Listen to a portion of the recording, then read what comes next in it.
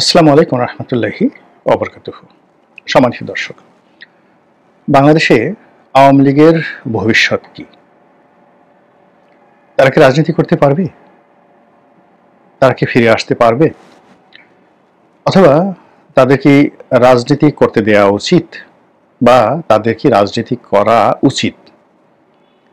এই বিষয়গুলো নিয়ে যেভাবে আলোচনা হচ্ছে, একইভাবে আলোচনা হচ্ছে যে রাজনীতির ময়দানে প্রধান যে রাজনৈতিক দলগুলো রয়েছে, বিশেষ করে জামাত এবং বিএনপি, তারা তাদের রাজনীতির ময়দানের সহযোদ্ধা হিসেবে আগামী দিনে তারা আওয়ামী লীগকে কিভাবে চাচ্ছে? তারা কি আওয়ামী লীগকে একেবারে ভ্যানিশ করে দিতে চাচ্ছে, নাকি ফিনিশ করে দিতে চাচ্ছে? এটা যেভাবে একটা প্রশ্ন, একইভাবে বর্তমান ডক্টর মোহাম্মদ ইউনূসের সরকার এবং এনসিপি, তাদের দৃষ্টিভঙ্গি কি, এবং তারাই বা কতদিন ক্ষমতায় থাকবে, এবং ক্ষমতায় থাকলে তারা আওয়ামী লীগের কতটুকু ক্ষয়ক্ষতি করতে পারবে বা কতটুকু ক্ষয়ক্ষতি করবে, এসব নিয়ে কিন্তু আলোচনা হচ্ছে। তারপর আলোচনা হচ্ছে যে আওয়ামী লীগ তার ক্ষমতাকালীন সময়ে সবচেয়ে বেশি বিনিয়োগ করেছে রাষ্ট্রীয় কর্মকর্তা কর্মচারীদের জন্যে। তো সেখানে সিভিল অ্যাডমিনিস্ট্রেশন, জুডিশিয়ারি, এগুলো বাদ দিয়ে সবচেয়ে বেশি বিনিয়োগ তারা করেছে পুলিশের পেছনে এবং সেনাবাহিনীর পেছনে। তো এখন এই যে আওয়ামী লীগের যে একটা ক্রান্তিকাল যাচ্ছে, এই ক্রান্তিকালে তাদের সেই বিনিয়োগ কি কথা বলছে? পুলিশের মধ্যে কি কেউ তাদেরকে সহযোগিতা করতে চাচ্ছে, বা তাদেরকে কেউ আশা করছে, বা তাদের জন্য একটা পথ, রাজনীতির একটা পথ তৈরি করার ক্ষেত্রে পুলিশের সুবিধাভোগী কর্মকর্তা, যারা একেবারে সিপাহী থেকে শুরু করে আইজি পর্যায়ের যে পদগুলো রয়েছে, সেখানে আওয়ামী লীগের যে বিনিয়োগ, সেই বিনিয়োগগুলো কি জলে গেছে, নাকি সেখান থেকে কোনো কিছু বের হচ্ছে? একই কথা প্রযোজ্য সেনাবাহিনীর সম্পর্কে, নৌবাহিনী, বিমান বাহিনীর সম্পর্কে। এই তিনটি বাহিনীর কর্মকর্তা কর্মচারীদের বেতন ভাতা, সুযোগ সুবিধা, পোশাক আশাক থেকে শুরু করে তারা যা চেয়েছে সবকিছু দিয়ে দেওয়া হয়েছে। ব্যাংক বলেন, বিমা বলেন, রাস্তাঘাট, পুল, ব্রিজ, কালভার্ট, গাড়ি বাড়ি, লোন কিনা দিয়েছে আওয়ামী লীগ। এখন এই যে আওয়ামী লীগ যে কারণে এই জিনিসগুলো করেছে, তারা জনগণের ইন জেনারেল মান উন্নয়ন, যেটা আওয়ামী লীগের মূল যে থিম, এই দলটি গরিব মানুষের দল। তো গরিব মানুষের দল হিসেবে তারা এই বাহিনীগুলোর পেছনে যে টাকা খরচ করেছে, সেই টাকা যদি তারা প্রান্তিক লেভেলে জনগণের জন্য খরচ করত, সোশ্যাল সেফটি নেটওয়ার্কটা তারা বাড়াতো, এরপরে গ্রামীণ অবকাঠামো উন্নয়ন থেকে শুরু করে কর্মসংস্থান, এই কাজগুলোতে যদি তারা সেই বিনিয়োগ করত, তাহলে এক ধরনের ফলাফল আসতো। কিন্তু সেই কাজগুলো করার পরিবর্তে তারা এই 20 লাখ সরকারি কর্মকর্তা কর্মচারীদের পেছনে তাদের জীবন, যৌবন, অর্থবিত্ত, প্রেম, ভালোবাসা সবকিছুই তারা এখানে বিলিয়ে দিয়েছে। তো তাদের এই বিপদের সময় সেই জায়গাগুলো থেকে কি ধরনের রেসপন্ড আসছে, এটা আমরা আসলে জানি না। কিন্তু যারা আওয়ামী বিরোধী শক্তি রয়েছে, তাদের পত্রপত্রিকা রয়েছে, সেখানে কিন্তু প্রতিনিয়তই এই বিষোদগার তৈরি করা হচ্ছে যে আজকেই সচিবালয়ে আওয়ামী লীগের পক্ষের যারা কর্মকর্তা তারা বিদ্রোহ করবে, কালকে অমুক জায়গাতে অমুক সরকারি কর্মকর্তারা বৈঠক করেছে, পুলিশের অমুক জায়গাতে অমুক লোক এই কাজ করছে, সেনাবাহিনীর অমুক লোক এই কাজ করছে। এই কথাগুলো কিন্তু ছড়ানো হচ্ছে, কিন্তু আলটিমেটলি এই কাজগুলো হচ্ছে কিনা এবং তা আওয়ামী লীগের জন্য ফলপ্রসূ হবে কিনা, এগুলো নিয়ে কিন্তু যারা রাজনীতির বিশ্লেষণ করেন, চিন্তা ভাবনা করেন, তারা কিন্তু এই বিষয়গুলো নিয়ে আলাপ আলোচনা করে চলেছেন। This is one.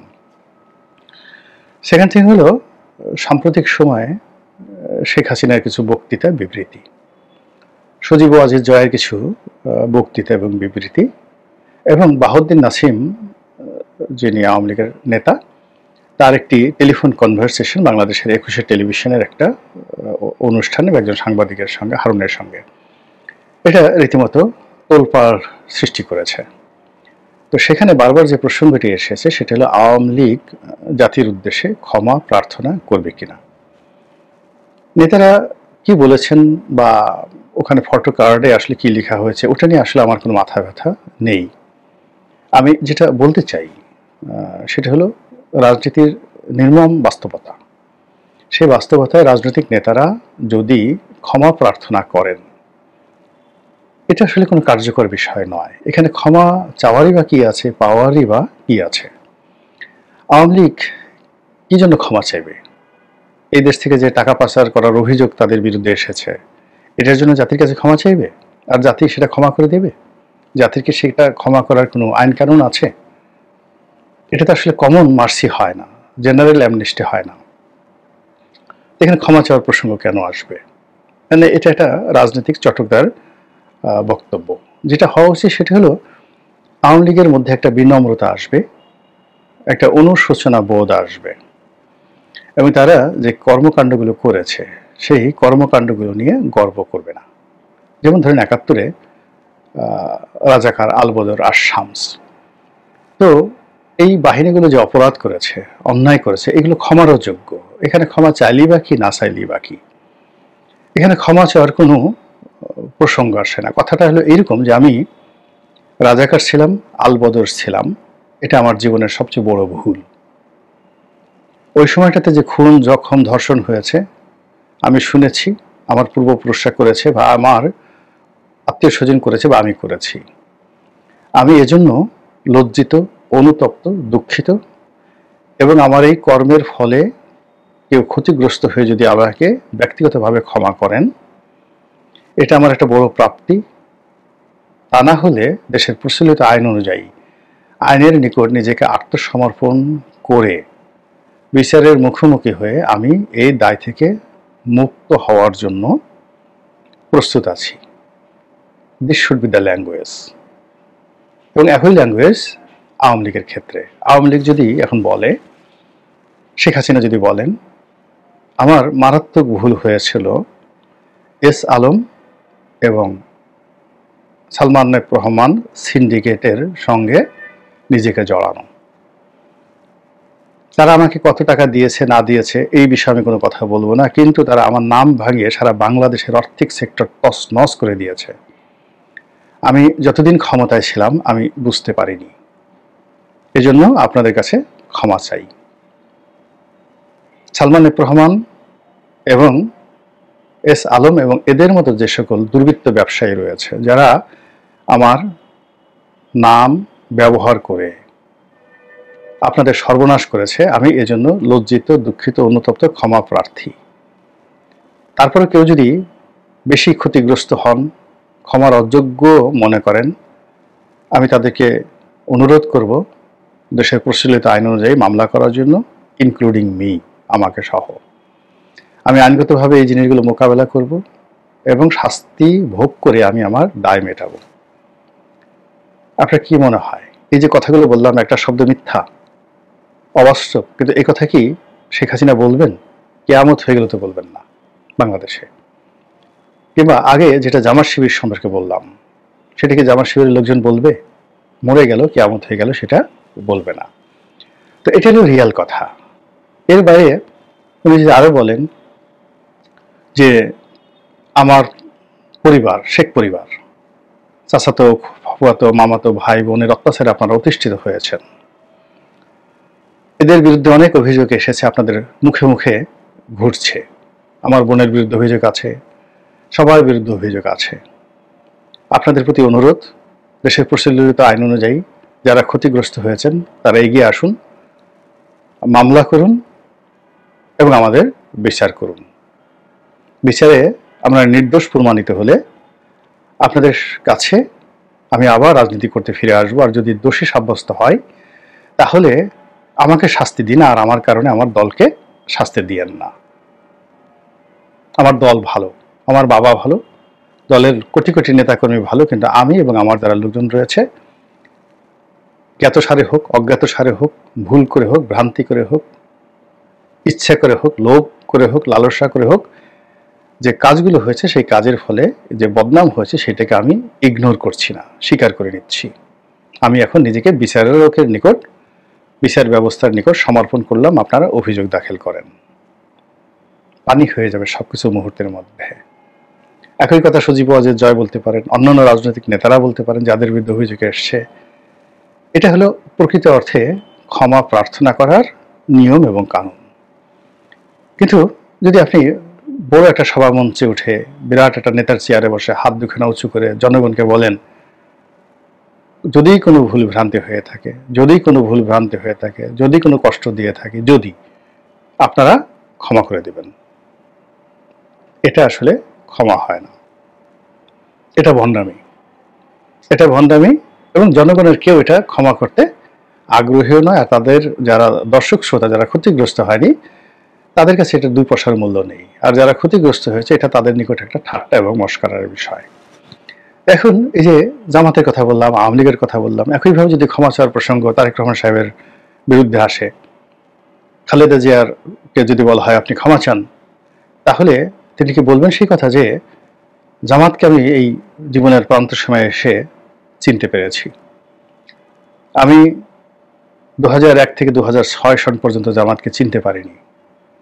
যুদ্ধ অপরাধীদের সঙ্গে, স্বাধীনতা বিরোধীদের সঙ্গে বিএনপির যে ঐক্য, এটা একটা ঐতিহাসিক ভুল ছিল, পাপ ছিল, অন্যায় ছিল। এর জন্য আমি লজ্জিত, অনুতপ্ত, ক্ষমা প্রার্থী। বলেন তো বেগম জিয়া বা তারেক রহমান সাহেব বলবেন? তারেক রহমান সাহেবকে বলবেন যে আমি যেটা রাজনৈতিক অফিস করেছিলাম হাওয়া ভবন, এই হাওয়া ভবনকে কেন্দ্র করে কয়েকশো হাওয়াই টাউট, হাওয়াই বাটপার ওখানে ঘোরাফেরা করতো এবং আমার নাম ব্যবহার করে সারা বাংলাদেশে একটা সিন্ডিকেট গড়ে তুলে আমাকে এমনভাবে জনগণের নিকট লাঞ্ছিত, অপমানিত করেছে যে এখন হাওয়া ভবন বলতেই লোকজন আমাকে 10% হিসেবে গালাগাল করে। আমি এই বিষয়টি জেনেছি এবং এই ঘটনার জন্য আমি অনুতপ্ত, লজ্জিত, আমি ক্ষমা প্রার্থী।